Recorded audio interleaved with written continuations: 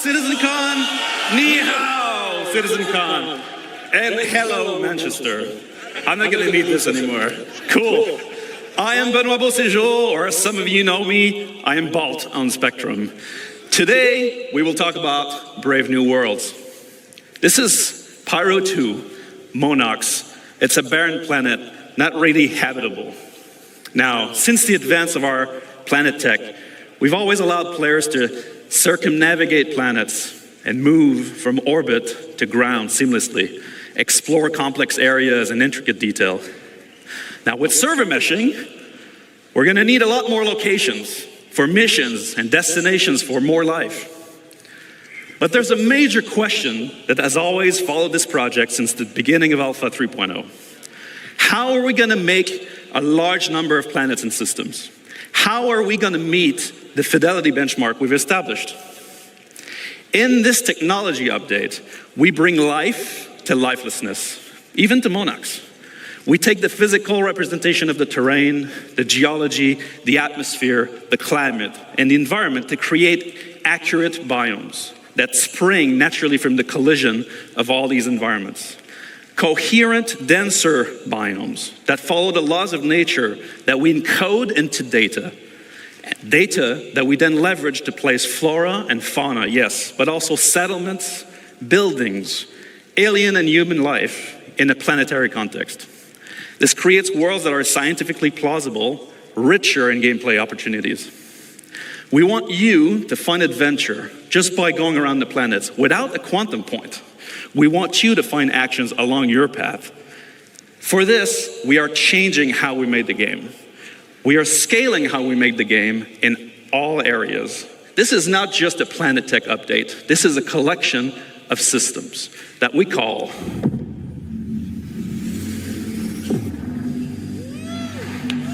Genesis.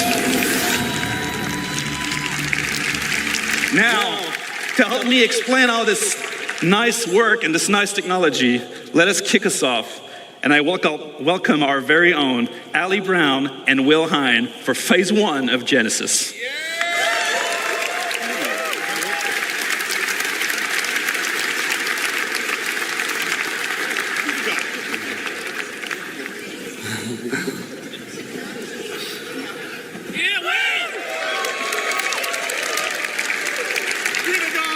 Hello, Star Citizen. Yes, hello, CitizenCon. Yeah. So let's start with some introductions. This guy over here is Will Hine, aka Water Guy or River Guy. And this lovely gentleman is Ali Brown, pusher of pixels extraordinaire. And we're here to tell you about phase 1 of Genesis, which we're entitling The Laws of Nature. And this revolves around the fundamental approach we use to build our planet and is the literal foundation for everything else we're going to talk about in this talk today. Now, it centers on data-driven, physically based rules that we aim to realistically emulate nature and its incredible diversity. Before we dive in a bit deeper, let's just recap on some of the things we already have on our planets. So here you can see our lovely atmosphere and our cloud rendering, which can provide some spectacular views. We have our on-the-fly terrain generation, which is no loading screens in our game, which we're very proud of. And then we have our scattering system that can populate these planets with many different diverse biomes. And we've been setting quality benchmarks for each of these biomes as we come across them one by one. But what we have isn't perfect. This scene on Microtech, it looks great, but it's not getting the same density that you'd expect from a real pine forest. That's one of the things we want to solve. The other, if I take you to the other side of Microtech, you'd be excused if you thought we'd just turned around and looked at a different part of the forest. Why is that? Well, this is because currently our artists create slices of biomes in great number, and then they distribute them across the planet using humidity and temperature properties. Each slice looks great in isolation, as you've seen, as you've explored. But this is not the solution to give us varied and natural biomes across an entire planet. Additionally, just using humidity and temperature limits us to only 2 degrees of variation. And that's not enough for the sorts of planets and worlds that we want to create and for you to explore. So how are we going to scale up our planet generation? Well, as I said before, we're going to start with physically based rules that drive everything. We want nothing to feel random on these planets. We want no limitations on the number of biomes. We want infinite biomes that are continuously changing across the planets. And we want extreme density, and we want to maintain or exceed all of the quality levels we've set with our existing biomes. And most importantly, we want it to be scalable so that we can really scale up to the level of content that the designers are expecting. And from your perspective, we want you to be able to truly explore and find unique playing opportunities everywhere on our planets. So to start this, we're going to need more data. So if we see here some of our existing data sets on our planets, we have temperature, which we define locally and globally, and humidity, and that's it for now. With Genesis, we add many other data sets, such as the geology type, the soil type, and then we also go for things like the soil depth and the quality and the nutrients and many other properties all drive this complex data set that we use to build rule sets on that each individual asset can describe how it should work with them. We're going to put something together and show you some demos today using some of the assets that you've already know and love in the PU. Although you might see some new stuff later, we'll save that. What you're going to see is a vertical slice of development. It's very early stages, very work in progress. You might see some bugs, but that means it's only going to get better, so be excited.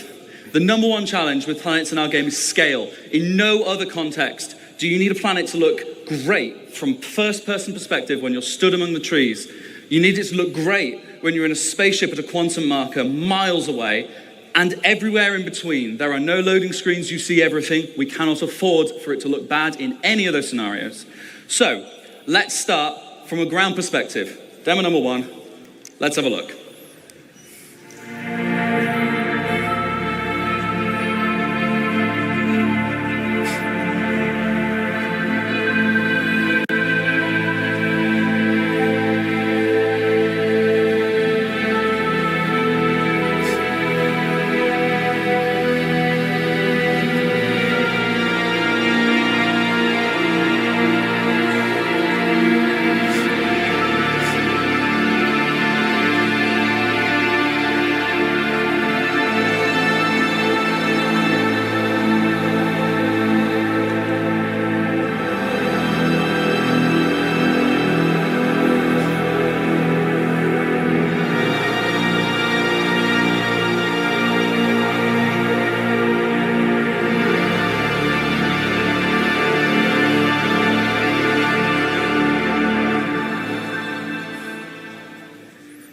So, how do we make that? Thank you, thank you. So, let's talk about first what's underneath it all. The ground! So, in our previous terrain shader, we just switched between different ground textures depending on climate and didn't really consider the unique properties of each type. Now, the terrain shader is based around 4 layers. We always first consider bedrock at the bottom of it all. Then, where appropriate, we add layers of soil of different types. We then add debris where appropriate, whether it be pine needles, dead leaves, etc. And then when it gets cold, we add snow. Each of these layers has unique shading properties and unique transitions between them. Because we do this all in one shader, we're able to achieve that as well as being performant. We can also use things like water saturation to darken and tint the soil and other properties to make it look more realistic. But that's not what filled most of the screen in that demo. That's the vegetation. Like what Ali said, we want to emulate the laws of nature. So in Genesis, we have rule sets for every asset that tells it how to respond to our rich data, whether it be soil type, water availability, temperature, geology, or whatever. We assess the viability and the vitality of each asset and compare them to decide what is likely to spawn in a natural environment. This automatically creates the cohesive environments that you saw in that clip. Not handcrafted anymore. No one has told those ferns and those pines to be like that. They each want to be like that. And that's what we're doing, multiple assets coming together to create a unique microbiome. What about trees then? Same thing. They have a larger requirement for space, they have a larger requirement for nutrients. That's how you see the distribution, and it's how it all works. Let's meet the flora that came together to make that forest, and have a look at some of their properties. Now, just to note, they are all going to look quite similar because we've already seen them in the same place, so they must be similar. So, building blocks, like grass and common grass, medium amounts of sunlight. We had ferns, see as a much lower requirement for sunlight. We had salix bushes forming our undergrowth. And we had pines, of course, and multiple variations of pines. Diversity is driven by competition. Everything has ideal conditions, which affects its competitiveness. We also have additional control over this. in the form of dominance, which allows us to make one asset more competitive and more dominant than another, which is just what we see in nature. Everything is constantly fighting for resources and, of course, light. Because we spawn these assets in a hierarchy, it's easy to propagate shade data down over the distribution of the assets so that we can control ones that prefer or reject shade.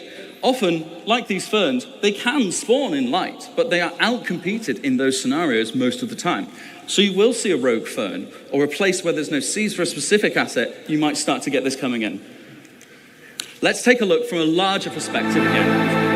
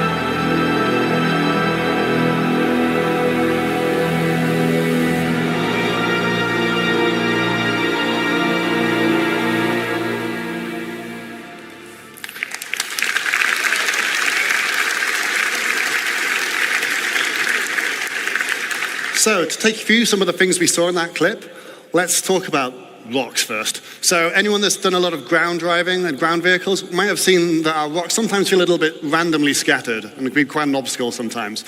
So, in this clip, you saw that the rocks are no longer randomly scattered and they're now placed based on physically based rule sets. And this logical grouping is achieved via erosion simulations, which we run offline to build localized data maps. And they describe the size of the aggregate and rocks and the density and where they should naturally form. And that means we get things like these natural clusters of boulders at the forest edge underneath the cliffside. And on that note, you might have noticed that the cliffs have been dramatically improved in how they shade. We also see things like the natural clumping of vegetation caused by seed dispersal. This is controlled per species, so we can get better emulation of their unique growth patterns and create a much more realistic environment.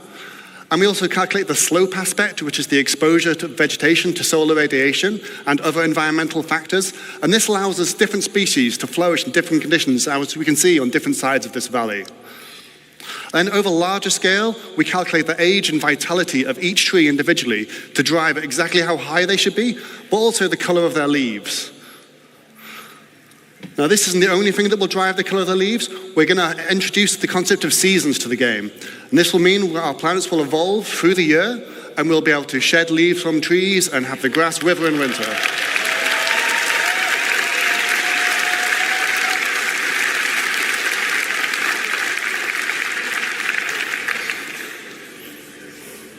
So as you're starting to see, all these rules, all this data, it's all coming together to create what we call truly emergent biomes. Let's have one more look at how this varies over a much larger scale.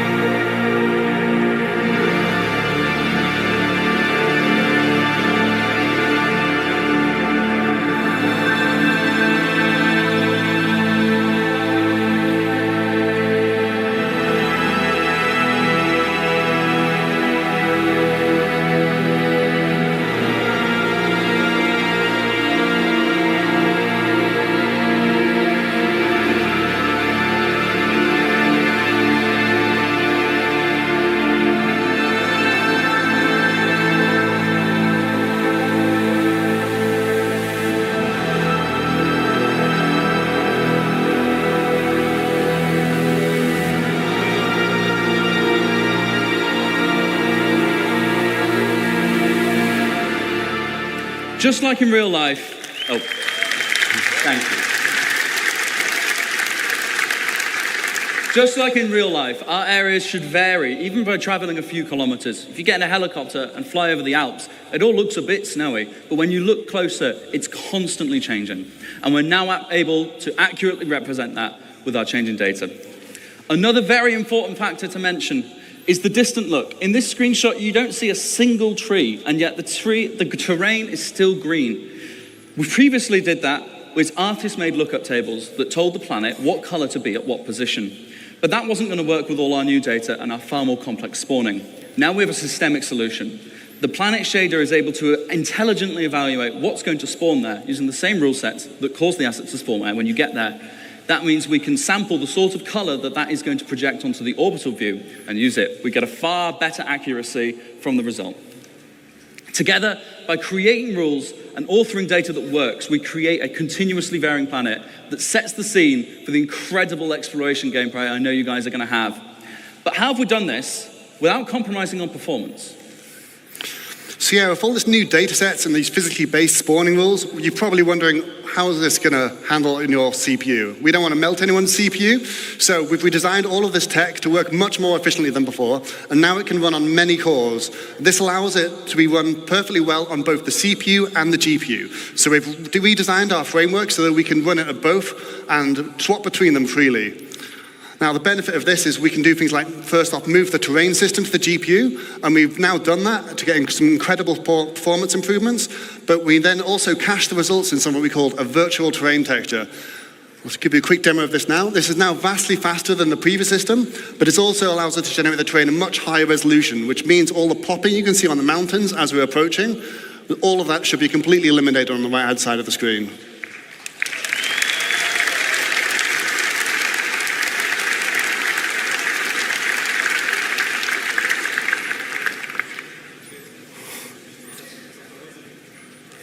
With the extra headroom we've gained by making our terrain system more efficient, we've been able to introduce some improvements, including high resolution ground textures, proper blending between surface types, and of course better tiling. If you're familiar with any of our planets, we've taken off all the assets so you can see the issue, and now how it looks, you don't see those lines going at all.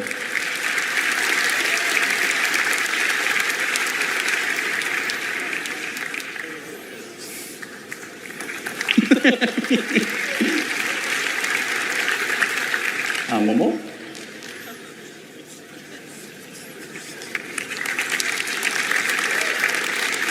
With the terrain data cached on the GPU, like Ali said, we can perform the scattering there too, which is significantly faster.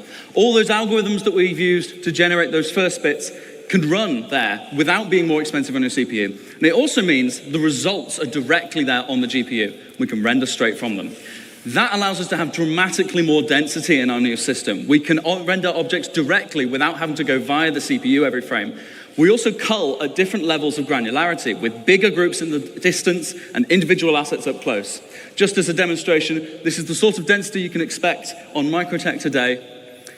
And in a second, we'll flip over to what you can expect from the new upcoming tech.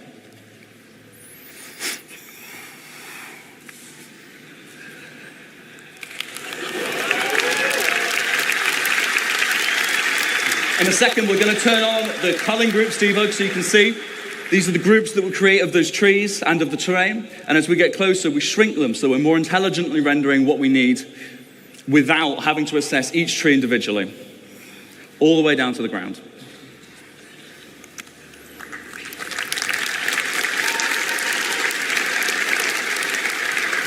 So to recap some of the things you've seen here in phase one, we had data-driven rules based on physically based data, generating emergent biomes that continuously vary across our planets to get infinite possibilities. And we've achieved this with much greater density than before and much faster rendering. And we also achieved seamless transitions from ground to space with zero popping. So now that we've got all this tech, it's time to talk about how art might make use of this. So for that, I'll hand you to the next phase towards Sebastian Schroeder. Thank you, guys. Thank you. No physical. Thank you.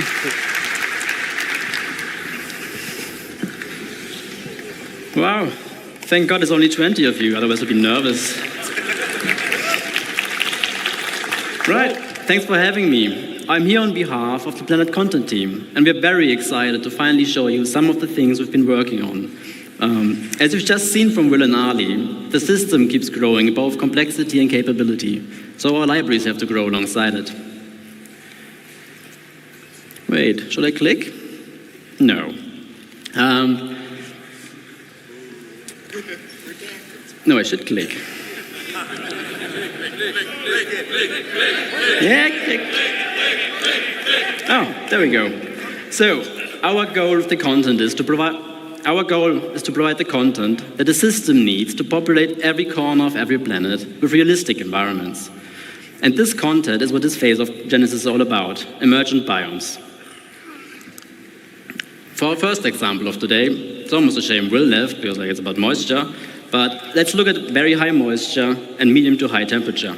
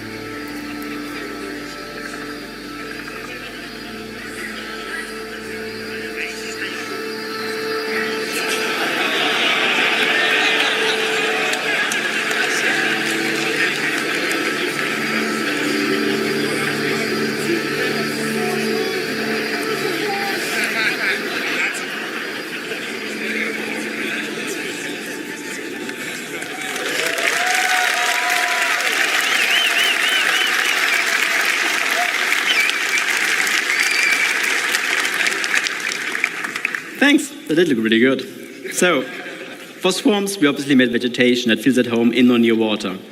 But before we dive in, allow me to give you a quick primer on our approach to authoring plants. Most species can survive in a fairly wide range of climate conditions, but will only thrive if the conditions are ideal. To support this concept, we author our vegetation assets to describe the full growth cycle of a species. If the conditions aren't ideal, they may not grow to full maturity or look their best, but the species can still exist. So let's have a closer look. For the water's edge, we made plants like this Alternatera and the iris.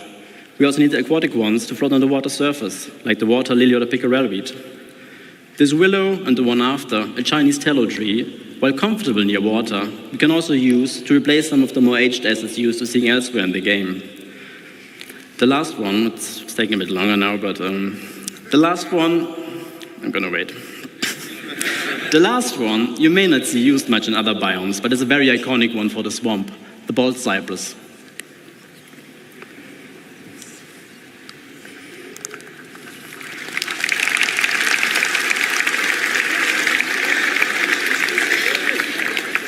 So another feature we need to make a swamp experience a proper one is water injection. Over the last year or two, a lot of work has gone into improving the way our water reacts and renders. So naturally, we wanted to make a biome that highlights those advances. Let's have a brief look at what it's like being inside the swamp. As you walk or swim through the water, you may come across obstacles like logs or debris floating on the surface. They will react to the player character and can be pushed out of the way.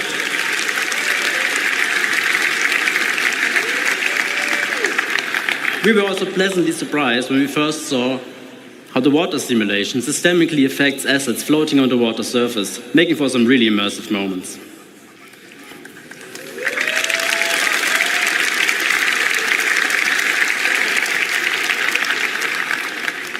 Now, before I get to our second use case of the day, a quick disclaimer. Obviously, all the things you're seeing here today we're still actively working on, but this one in particular, it's a bit early in the process. So let's have a look at extreme object density next. With the data saying we should have high rainfall and sunlight year-round, it's the perfect condition for our next biome to appear.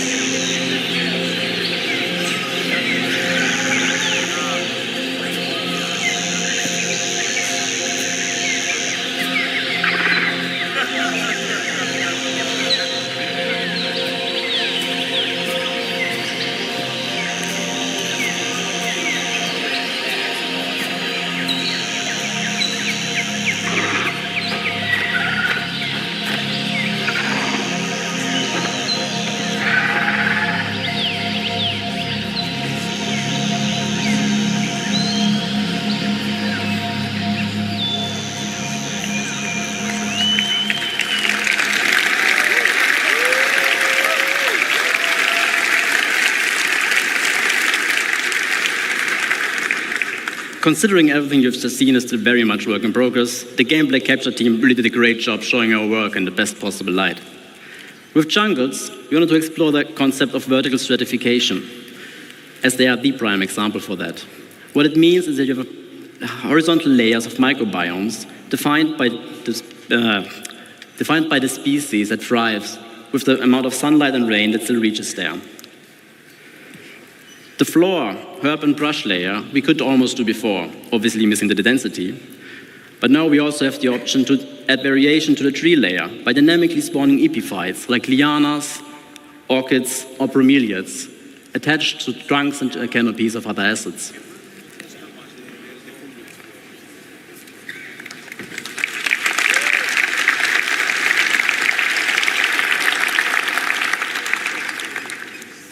With this and improved density is what will finally allow us to make convincing jungles. And the best part is, we don't even need a lot of different species to create what we refer to as a canvas of a biome. The idea being that we can vary what kind of forest you're in by adding or replacing the plants that visually stand out the most. Now, to get us started on our stratification, we made epiphytes like the Epiprenum and the bromeliad, including a potted version for your hab. Then obviously you need jungles for lianas for a jungle. And we also made the grias, which add character to the herb and tree layer. For tall trees, we decided on the fairly generic rubber tree, as its different growth stages serve as a nice foundation for all height levels. And that's pretty much it, what we need to make a pretty good base for jungle.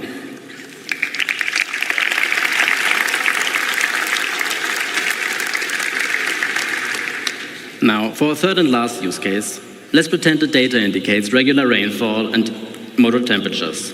This climate would support a lot of different forests, but we also wanted to use this opportunity to explore extreme scale. And they're just really cool.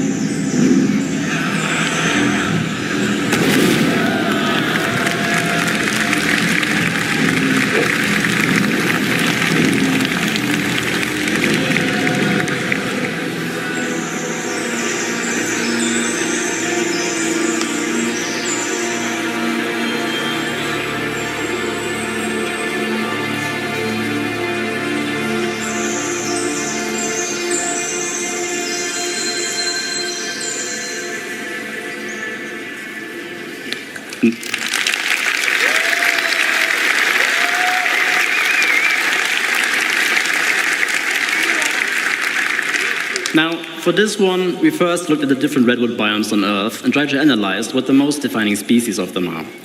With this understanding, we then decided on the following plants to allow for a fairly universal redwood forest that will easily support variation across continents and planets.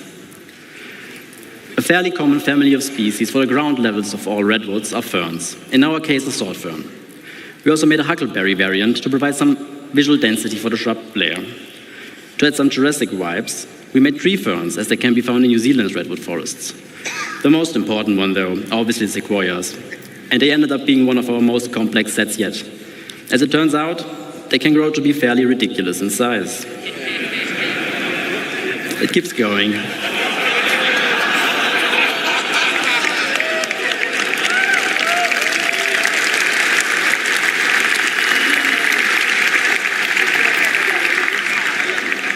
Now, one thing our game's foliage is sorely missing is the ability to properly react to what's happening around it. The goal here is to unify all forces from all sources. Sorry for the horrible rhyme. All forces from all sources, wind, characters and creatures, ships, explosions, and whatever else, and have the vegetation behave accordingly. Now, as part of our tech improvements, we will be implementing a GPU-based simulation that's fit for our game scale. For now, we've set up the ferns with our existing CPU-based one to better visualize what it will feel like to walk amongst those giants. Also, with the biomes on our planets now being defined by where an individual object wants to appear, you can expect a lot more happy accidents by having species invade different biomes, making for some unique locations, hopefully. Surely.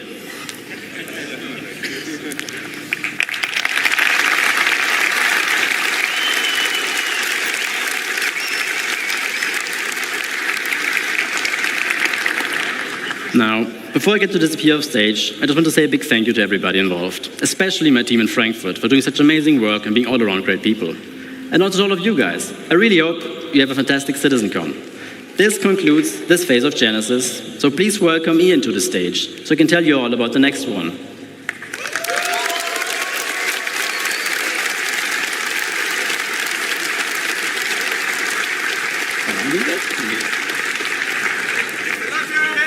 Thank you. Hello, Citizen-Con. All right. Those new planets and biomes were pretty, right? But it's time for phase-free civilization to give you some stuff to do. So, let's talk about location density. We've emulated nature as well as we can to make sure our planets are physically based and realistic and our biomes are emergent. But it's time to start populating the verse, because where there's people, there are their lives and the structures they build. So it makes sense that whenever you go and explore these planets, that you find their lives. And what's even more important is that when we make these structures, that they use and they follow the same rules as our biomes, such as the jungles and the swamps. But before we continue, let's first take stock as to where we are now. At the moment in the verse, we have these custom, beautifully made locations, such as Ghost Hollow, we've got our distribution centers, or even just some outposts. And these have all been handcrafted by our designers and artists to hit that benchmark. And they've been working directly on the planet. However, going forward, this doesn't really scale with how we want to go forward with the game. Server meshing is about to arrive, and we're going to have a way higher player count. So those 73 bunkers across Stanton just won't cut it. But in general, it's also pretty barren. There's not much for you to explore and find stuff out there. So there's no exploration gameplay. You haven't really put your character to use for the way that you should. So this means we need to go bigger, which means we need to change our workflow. And with any workflow means we need to first establish a new benchmark.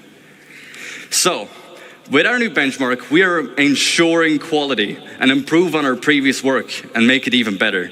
And any location that you'll find needs to have its own unique personality and no repetition. We don't want you to find the same location twice. This also means that this is your exploration and your findings. So when you go out there and explore with your Carrack or with your Corsair, is that whatever you find, you can share with your orgs or with your friends.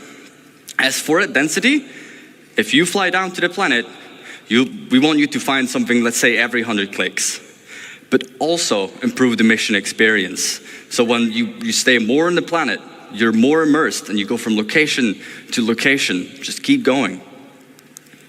So going forward, we are modularizing all our existing locations and assets.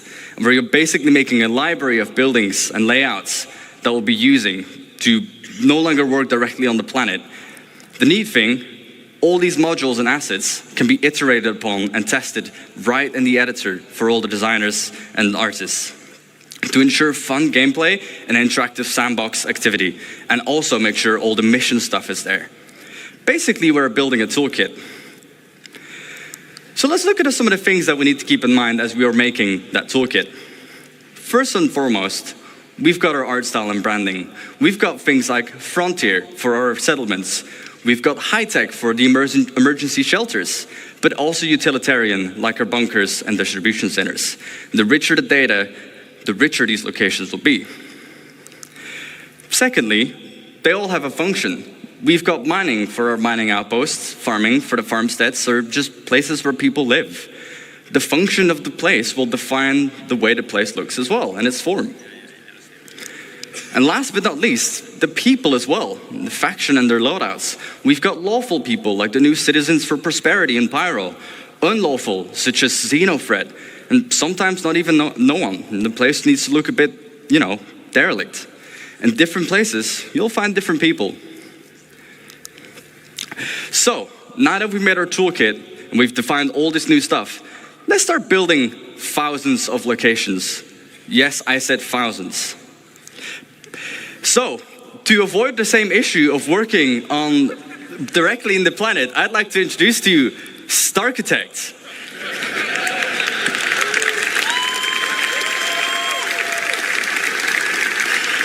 What StarArchitect allows us to do is directly on a planetary scale scatter all these new libraries and modules and assets and no longer work directly on the planet.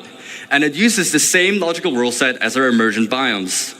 And it also gives us full control over the data that we set on these locations. So expect locations in places where they make sense.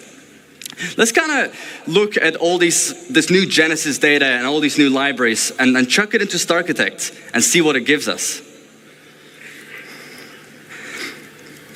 As you can see, we're now able to make full-size locations, and they will look completely different based on where you'd find them.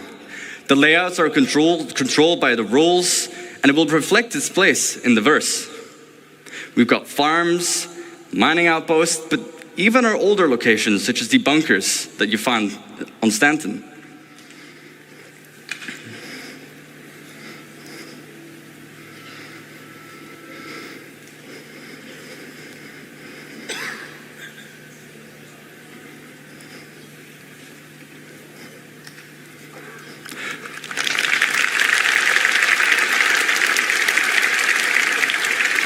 So, let's look at an example and kind of use the tool to really, make a location. We can define the rules, as I've mentioned a couple times by now. So for our mining outpost, it wants to be near a resource. We can specify what this resource needs to be. But we can also give it suggestions where sometimes you'd find it here and sometimes you wouldn't. If the location has refineries, it might want to be near water to refine the resources. Then secondly, we can define what buildings should be there. So obviously we need mining buildings, houses for people to live as well, and even power buildings that we can leverage with the resource network. StarArchitect will intelligently figure out where to place these and what needs to be at the location. Next up, farms. Its rules, well, temperature. Not every plant can live in every temperature, but the same with soil type. Only certain plants can be in certain grounds. And then we can query the seed map to determine what plants you would find there. What are the harvestables? As for the targets, again, farm buildings, obviously, power buildings, houses, but even animals such as our beloved quasi-grazers. And last but not least, derelict ships. We've got these all over the place currently. Rules, well, they'd be close to an anti-air because I would be shot down. But even in harsh flight conditions such as mountains or low visibility, you'd probably most commonly find them. Targets, well, crash ship parts, of course. Sometimes you'd find the full remains of a javelin, and the other time you might just find the nose of a starfare laying around. So, let's talk about coherency. Sure, we can scatter all these locations everywhere on the planet, and you'll find them in places they make sense, but we can do better. You don't just want to find an outpost completely on its own, right? We want to make sure it really feels like people have built their lives here. So, let's talk about some missing bits. We want to tell tighter stories, such as the people's lives, but also logical exploration. If I find one thing, I expect to find something similar or something else nearby. We also need more data control. What defines one mining outpost being different from the other ones, aside from the harvestables? And also give the narrative development. Make sure, people build near rivers, on mountains, they build near town halls, they build near distribution centers. So to hit that bit of our benchmark, we make sure that locations are near each other and group them together. The effect it gives is a fully developed landscape with vistas and points of interest all over. And we group them together in what we like to call a cluster, like this one, that has 13 locations. Let's talk about clusters. Clustering means generating locations near other locations. So, for example, if you find a distribution center, Just like in the verse currently, I would find forward operating bases next to them. But if you go even further out, you'd find mining outposts to funnel those resources to the FOBs. Go out even further, you'd find caves around them, because that's where they might find some of the gems. And then we can even specify the data on a cluster level. All of the factions that live at this whole cluster, any mining outpost, that would be the same people, but also what commodities they sell, to find on what resource you'd find. So let's look at an example of the clusters. We have our mining cluster. Again, we can define what rules we should have. Rules, well, near a resource, just like our mining outpost, but also it needs to be on a lawful planet. We can target on a planetary scale where they would need to be. They need protection. As for the targets, well, caves, mining outposts, but even trade posts. Let's go to the other side of the spectrum. Before I do so, I forgot data. We can, on a cluster level, specify, again, what mineral commodities, but also what harvestable types you'd find are in that region. Now let's look at the other side of the spectrum, an unlawful cluster. What rules? Well, they need to be far away from any other cluster, because they want to be isolated and do their evil deeds on their own. And also on an unlawful planet, such as somewhere in the Pyros system. For the targets, outlaw outposts, crash ships, because they would shoot them down, and also ruins from just places they just completely overrun. The data on this one, you'd find specific loadouts, and they'll be using weapons that you wouldn't find in any other legal system. And these weapons will be sold at the shops in these regions. So, now that we have a cluster, let's go even bigger. Just like our locations, we can put clusters near other clusters, and we group them together, ranging between 10 to 15 locations each. And we group this into what we call a sector. Like this one, that has about 120 locations. However, on a planetary scale, we can define how many sectors we should have, with each their own data and persona. And every single one of these locations is now ready for the mission system to hook up and give you gameplay, and for you to find a bunch of places on your own. And just on this side of the planet, can you guess the number? We've got about 3,042 locations.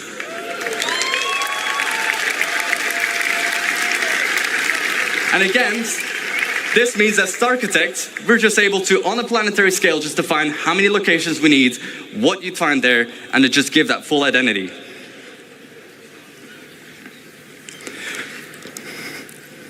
Thank you for listening. And I won't just see you in the verse, but I'll see you in a denser verse.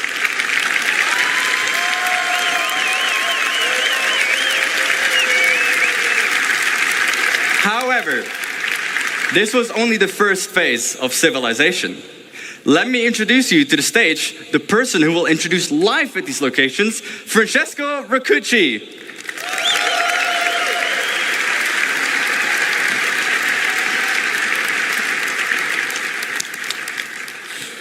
So, hi everybody. Benvenuti a Citizen-Con. So,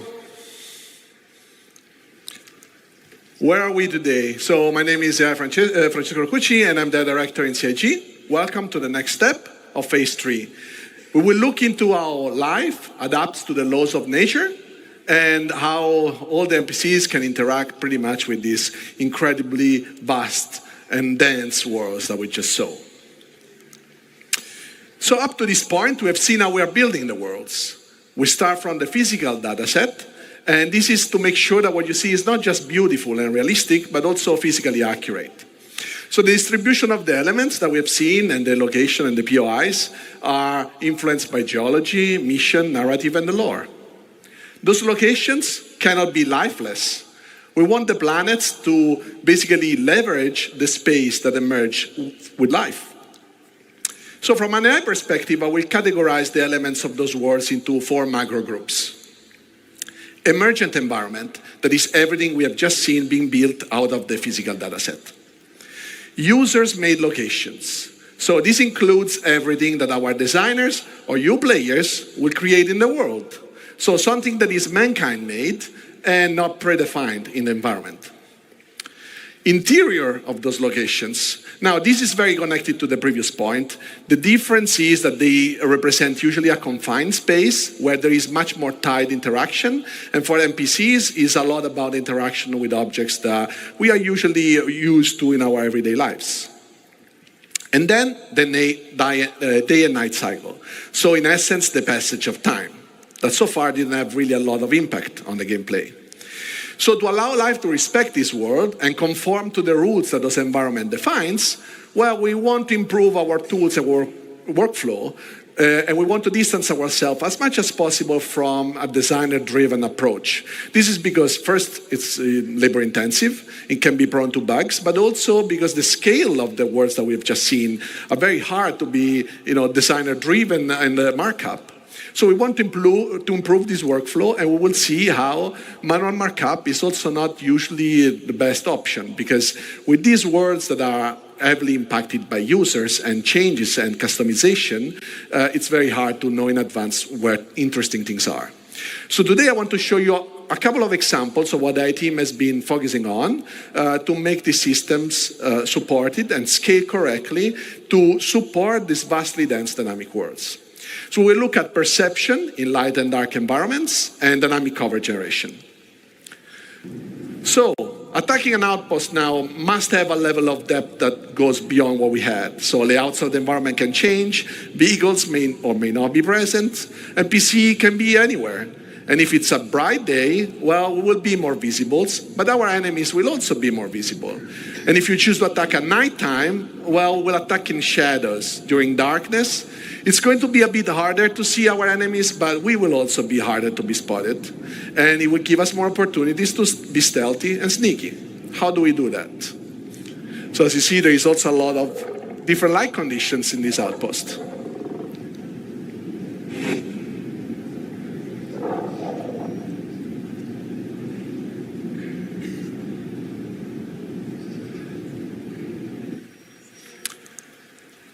So in this scenario, we will start look at how perception is impacted by the day and night cycle. On the planetary surface, as we've seen in the outpost, natural and artificial lights are the two elements that will impact vision. And knowing that, you can use this to leverage your gameplay style to exploit basically all the environment. So what is perception? On the NPC level is the combination of data that we collect out of the senses. And vision is one of the senses and just tries to, in a way, simulates the human side ability. So designers can already tweak the perception in different ways. And one way is defining how quickly NPCs can understand what they're seeing. And the light condition have a direct impact on how quickly an NPC will fully understand, for example, if there is an hostile in front of them. And obviously, there is condition of light that designers can control, and some others, like the day-night cycle, that they can't. So in this video, we'll see two main elements. The graph on the top left and the two colorful cones. The graph on the left basically represents the current light level the NPC is in, and the current multiplier this light level generates to speed up or slow down the NPC perception and understanding. The two cones instead represents the primary and secondary FOV. The red color means that if you stand in that location, it will result in NPC reacting the slowest to you, and the green color instead represents the quickest response.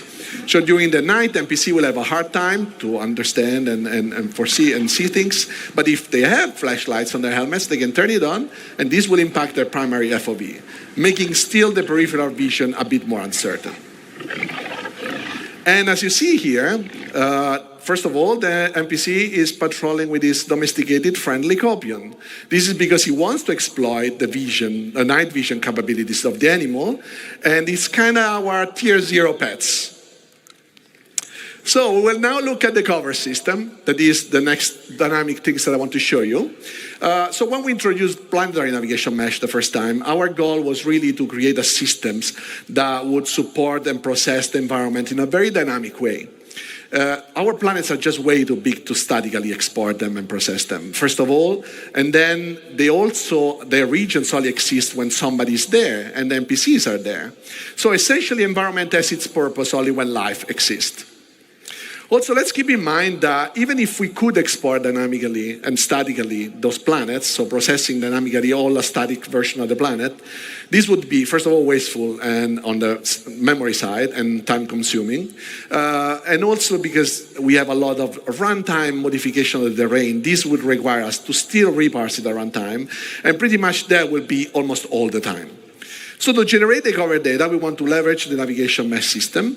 And what we do is, as you see here, the blue polygons are basically where NPCs can walk, and the green ones are what we call cover surfaces, that are our simple representation of the environment, what NPC uses to understand if they can hide behind something and if they can shoot from some positions. So up to now, we have an approach where designer would be a designer-driven approach. Designer can define in the locations where cover was interesting. They could mark it up, either the location itself or prefabs, and then with a special entity that would just sample dynamically the environment, but would still be designer-driven. This is obviously a good approach it's also a standard approach in gaming industry, but what about all those organic and inorganic elements that get scattered with a new system? Like if designers want to iterate on these ones, for example, and they want to change the physical data sets, those scattering tools will just change completely the layout. And what we want is that designers can do this change without being afraid of doing it because the gameplay was, predefined and controlled, and now they can just make something beautiful but also fun. Besides that, yes, we did have a prefab approach where you can build stuff out of small building blocks. This is obviously a good approach because it's, in a way you can build stuff out of smaller version, but this creates a lot of unnecessary data. Imagine a crate, and we can say that the crate can generate cover. Now we stack 100 crates, and what happens? That we have a lot of data to generate cover that we have to process, throw away. This would just waste CPU cycles for nothing. This is why, until now, you also couldn't find an NPC in a forest like this one and see them hiding behind a tree or a rock. So enabling the dynamic generation of covers on the planet allows us to exploit all the elements of the environment. Whenever navigation mesh generates, NPC can now have a chance to fight with you hiding behind the available elements. Boulders, rock, walls, and are all useful elements right now. However, we don't have to limit ourselves to static geometries, but also vehicles can be used for cover. And as you can see, this is dynamically generating while the vehicle moves. So be careful where you park your Ursa, because now it can become a source of danger for you as well. Last but not least, these systems can be just used on all the different type of navigation mesh we have, so not on the planet, but also, for example, the interiors and everything you guys construct. Because obviously, you guys will build your own locations, but you don't really mark up stuff, or you don't want to decide that, because that's going to come automatically out of the system. So I want to show you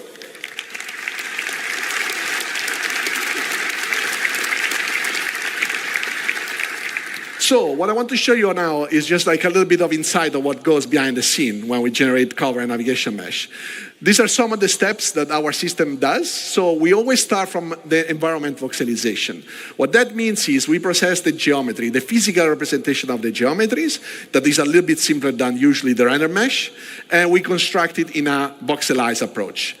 This is also using different types of agent definition. Why so? Because obviously where a human can move is not the same as where a vehicle can move. So we can define different type of precisions and then speeding up the process where we have to, or be more precise where we cannot be to. And we can also create overrides based on different things. For example, if you crouch, you can enter into smaller locations than where you stand. This process is basically common between navigation mesh and cover. After that is generated, then we can evaluate the voxel in different ways. For example, defining where we can walk. So can we make the step with our foot over a specific voxel? Or is there something in front of that hole in the nav mesh so that we can actually cover behind? And then we can basically decide where to generate cover surfaces.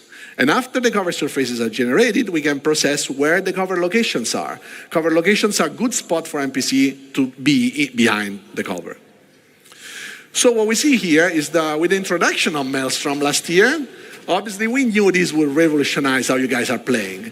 And we did have to find a solution to handle all the destruction you can create. So you were destroying so much stuff in this world that we had to find a solution, right? So this is why we approach the cover generation navigation mesh as it is. because there is just no way for us to predict anything that you're doing, and we want just Maelstrom to be another trigger for word evaluation. So as you see, this is all dynamically generating. And destroying anything just makes the word be reevaluated. So, as you see here, we can have also lots of rules, so you can see that a bit here. But when things break, first they invalidate, and then when they rest, for example, we can decide when is a good moment to regenerate, so that we also don't waste too much CPU cycles. The color that you see is mostly cover quality. So you see the light green is high cover, the dark green is low cover, and then we have the red that we introduced some time ago that is basically not really good cover, but if there is nothing better, well, it's better to be behind something than being, in open space. So let's just recap. What we want to do is finding a plan and having a good plan to approach life in this vast universe. What we want is the life to be able to systemically evaluate all the dynamic environments that is generated. We want to improve our workflow, not only to support designers and being faster, but also support all your guys' creations. So we want the life to adapt, and this is all for making the game fun for you, so that everything comes together. So thank you all. This was phase 3. And now, let's welcome Ben Parry, that will introduce you guys to phase 4 of Genesis. Thank you. Hello, Citizen-Con. That's one of my lines. Sorry, someone's changed my lines. Welcome to phase 4, light and sound. Now, we've seen already automated systems for automatically placing different biomes, different vegetation, settlements, and people. So now we're going to take the same approach to automatically handling light itself. First of all, why is this important? Well, it's not always obvious, especially when they do their jobs as well as they do. But there's an incredible amount of attention from the lighting artists that goes into all of the locations that we have in the game. Besides just marking up the reflection probe areas, they also manage the visuals really carefully, adding fill lights, approximating bounce lights off ground and up into ceilings and dark corners where there aren't any direct lights pointing, really. And the problem is, not only does this take a lot of time and really constrain the style that they're using, it's simply not possible. If you've got a planet full of forests and, 3,000 and something placed locations, you're going to be exploring places that no artist has ever visited. No, they've not looked at, and they're certainly not going to be able to have tweaked it for you. So we need something that works completely hands-off. And natural outdoor scenes are especially problematic for us.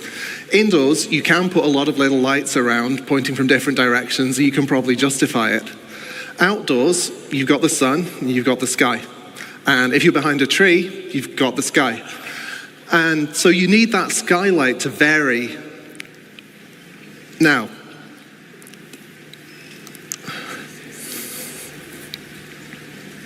so this is the forest as you'd see it without the GI system. As you can see, all the shadows are receiving lighting from the same environment probe, so it's basically just a flat color across. We replace that with around 40,000 mini ray trace probes. Each of them has their own view of the sky, and so that gives you way more contrast and variation as you move in and out of the canopy.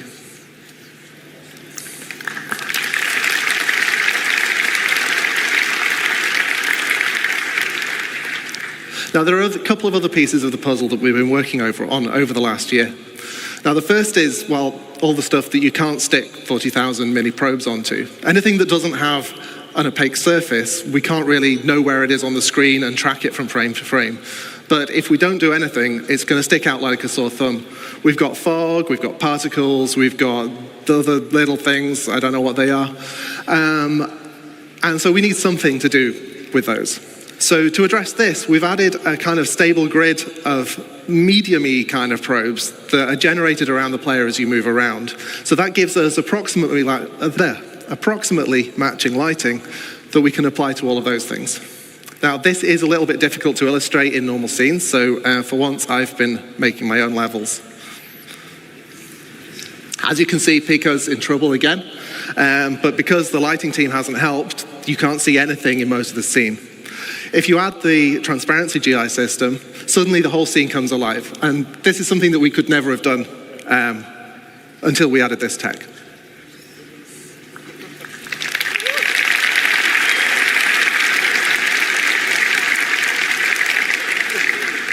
Now, the other piece of the puzzle is glossy reflections. Now, we've got a fair few shiny objects in the game, you may have noticed. And we've got the same problem that if we fix the lighting on one thing and then the reflections don't match, it's going to look terrible. Also, ray tracing reflections is really cool, and we wanted to do it. And the challenge here, though, is that the ray traced reflections you're going to do, they're not just mirrors. Like, we've got a whole range of objects in the game, from like a scuffed hull panel all the way up to chrome polished pipes, and we want the same system to apply globally across that. So I'm going to do an uncomfortably short breakdown on what this tech looks like and how that comes together. So here's what we need to be. Now, obviously it reads as shiny, but there's this kind of fakeness to it. It kind of looks a bit like it's flying. So let's see what the ray tracing looks like. Yeah, it's really noisy and horrible. We need to clean it up. So what we do is we let pixels share their data in space, and then also in time to clear up the final image. And then we let the game's normal anti-aliasing just kind of clean up the last stuff and carry us over the finish line. And that's how you make a chrome penguin.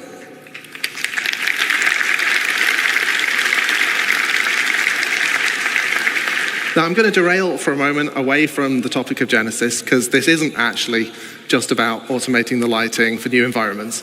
This is also about pushing quality in areas that have already had all of that work done by the lighting team. We're freeing the artists up to light more naturally, allowing the time of day shifts to be embraced rather than fighting against them.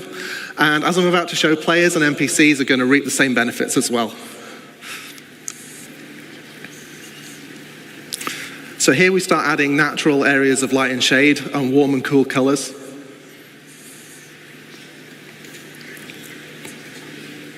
These open areas benefit in the same way as the forest scene did, adding areas of shade and areas of open lighting. Like I mentioned, the time of day shifting leads to different ambience as the sun moves. And this is the shot that I just liked.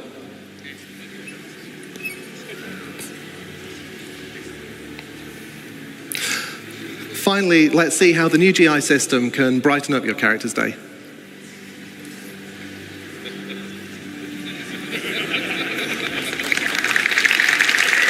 And also their day as well, whoever they are. Well, I promised you light and sound, but I don't actually know anything about sound. So here's the man who does, Graham Phillipson.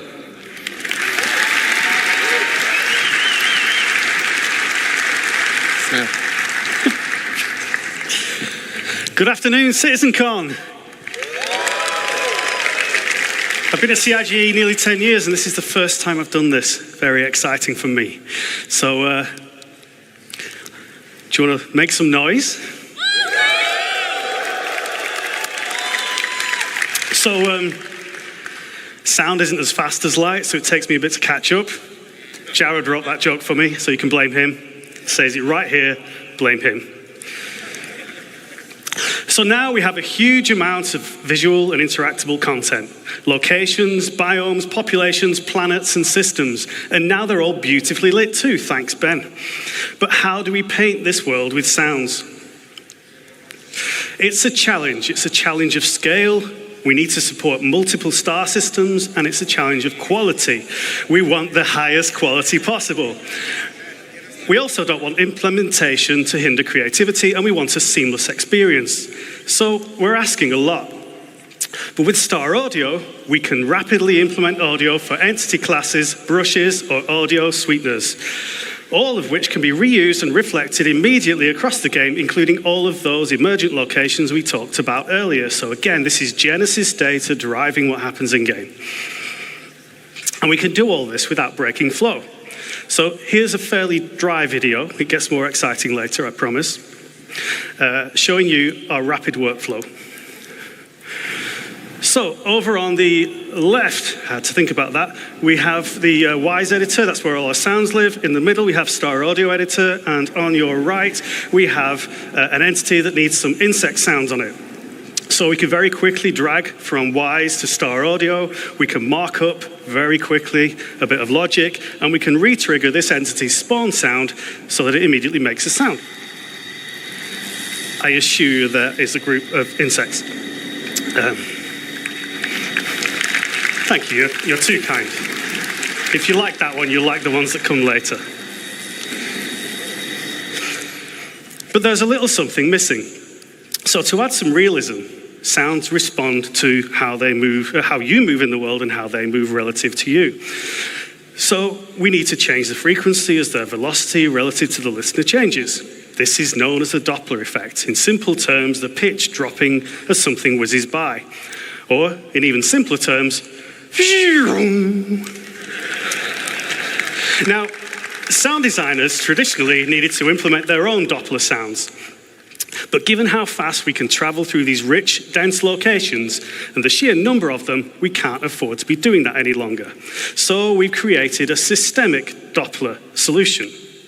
And I'm going to show you that now, the only way I know how, by putting a big Benny noodle machine on top of a mountain.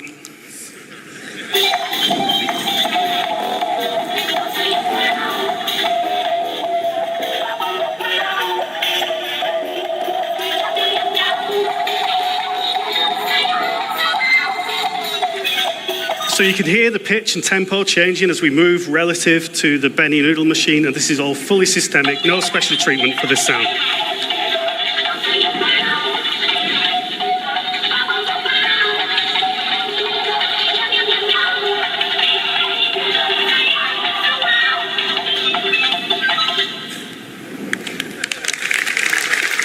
And I expect the noodle bar to be very busy after that commercial. So, how does it work? Well, the listener is surrounded by variable time delay buffering, not the horrible kind of buffering you get on the internet. This is a really nice kind that helps the game sound good. Each buffer represents a section of the sphere around the audio listener, and the audio is mixed into these buffers at a position that is appropriate to the object's position in the world. Changes in the position are applied to the delay buffer by interpolating the audio data. But that's not all we're doing here. Now, I know there was a bar Citizen yesterday, so some of you may not be thinking as fast as you might normally, but you may have realized that by buffering the data in this way, we're not just creating a speed of sound, we are not just creating a Doppler effect, we are indeed, and I just spoiled my own line, creating a speed of sound effect. So, introducing systemic speed of sound to the game, I now have a couple of minutes of video, and we go through rapid fire, looking at some fantastic examples of what this brings to the game, starting with a spaceship pass by that is supported tonally by the systemic speed of sound.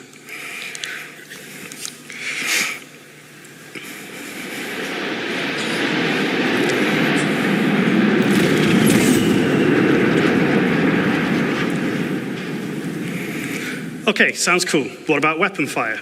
So let's bring in a sniper and, unfortunately for the sensitive of heart, a Pico. We're going to hear this first from the perspective of both with no speed of sound effect.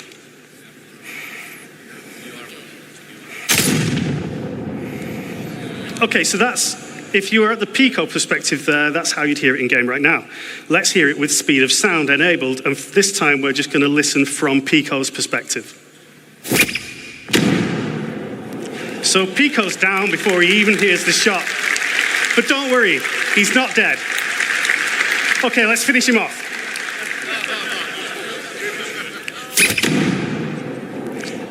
Now he's dead. And as the voice of Pips, power up, I need to get some proper placement in. So there's one more example for you. Now finally, oh, not finally, we have ship weapons, so listen to the fire rate as the ship approaches the camera here, giving you a bit of a sense of threat.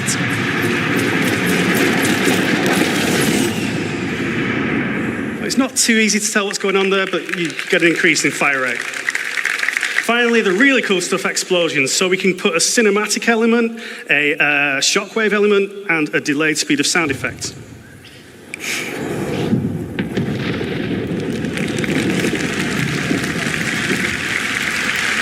And that's way too cool to do just once, so we're going to do it twice more from further distance. So again, cinematic effect first when you see it. Shockwave. And the explosion itself. This is all completely driven by parameters in the game, so we can do this for real. Whenever you drop a Moab. One more.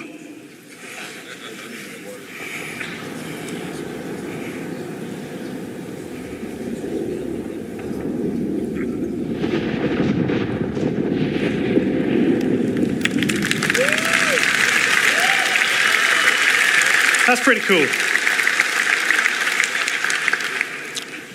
So the speed of sound simulation gives you a better sense of distance, it improves the sense of speed, and it supports those amazing cinematic moments. So, in summary, we're trying to make the game more immersive and respond to all this Genesis data and make it feel more real. And that's not all we can do. We can make sounds respond differently to changes in atmospheric pressure and resultant changes in temperature. So, for example, the sound will travel faster in extremely hot, high-pressure environments. We really look forward to getting this in game for you and getting you enjoying it at home. Now, that's all from phase 4 of the Genesis cycle, Light and Sound. So I'm going to hand you back to the amazing Ben and Ali to bring us home with the final phase.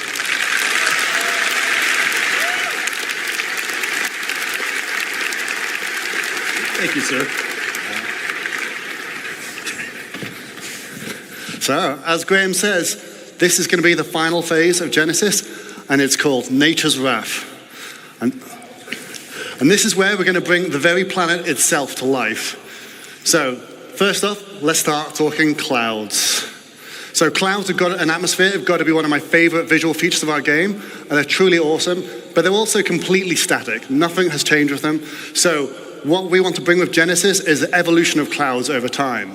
But this isn't just some simple scrolling animation. We use the same physical data sets that drove the biomes we talked about earlier and StarArchitect, and these are also now driving a physical simulation of the clouds so they can form and dissipate in realistic conditions. So this means things like the oceans, the prevailing winds, mountain ranges, and the temperature will all impact the clouds. But to complement these more dynamic clouds, we've also improved our lighting model. So it now correctly accounts for how light scatters multiple times inside a cloud.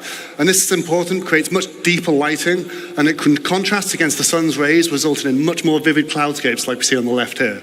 Something we're all too familiar with in Manchester. Now, it would be awesome to bring this into context and show it on an actual location. Let's take a look at a quick scene to round this up. It's a nice day on the surface, but something's different. The clouds are moving, but they're not just moving, they're forming naturally in changing shape.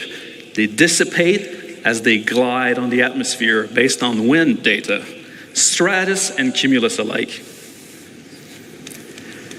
Now we start seeing the new cloud shading model come into play. We are seeing enhanced occlusion beneath the cover, emphasizing the sunbeams, how it interact with the clouds, and seeing the light shafts peer through the layers. Now, as this is closing in, we can start to see the changes in visibility of the area. Light precipitation is starting.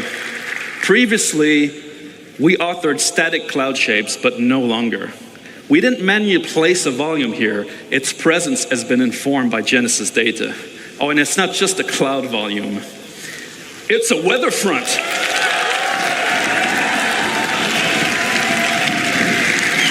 Now we're trying to see the wind picking up. Terrain and rocks are getting wet. Vegetation, grass, and the overall environment are responding to the weather. The system is changing the world around us. We can see puddles being formed dynamically in the dirt, properly responding to light, reflections, and rain droplets. It's getting really ominous and loud in here. I can feel the danger. I think we should let this play out in the game.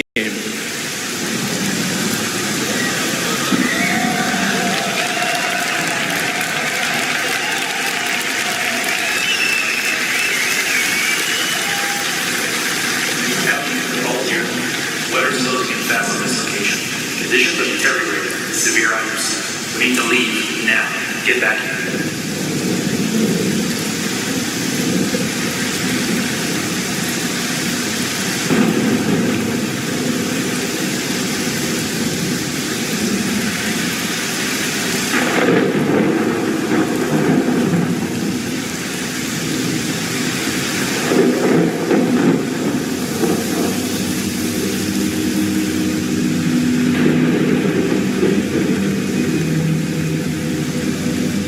I'm getting out of this suit now. Powering up and flying out. We'll need to switch to IFR. See you on the other side.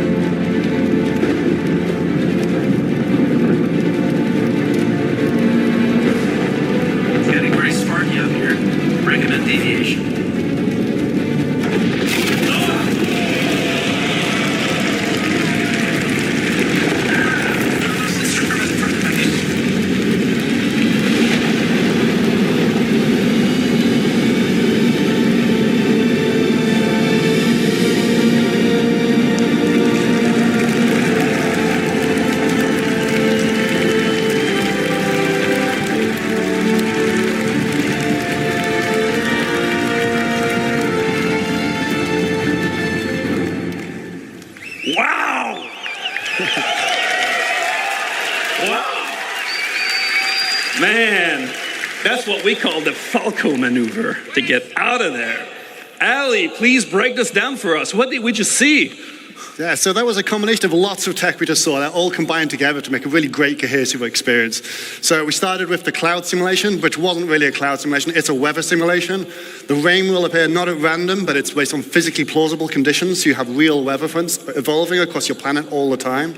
We have a host of visual effects, like the rain, and then they have the atmospheric scattering that you get under the columns of rain. We had the puddles and the splashes and all of this type of visual effects. We saw the wind developing over time, and that introduced turbulence to the flight model, making flight very challenging. And then, of course, we saw the lightning, which plays havoc with your instrumentation, but direct strikes will damage your ship, and of course, some storms will be dangerous enough to be fatal, as Ben's unlucky Aurora just found out. And these storms will sometimes be short-lived, and localized, but others will be larger and potentially permanent on some planets. And this is going to restrict access via flight. I mean, players will be forced to resort to ground vehicles or even foot. And this is all going to be dynamic, meaning that you might find yourself trapped in some really unexpected situations. So we really can't wait to use all these mechanics to open up many new gameplay opportunities for All in the Verse soon.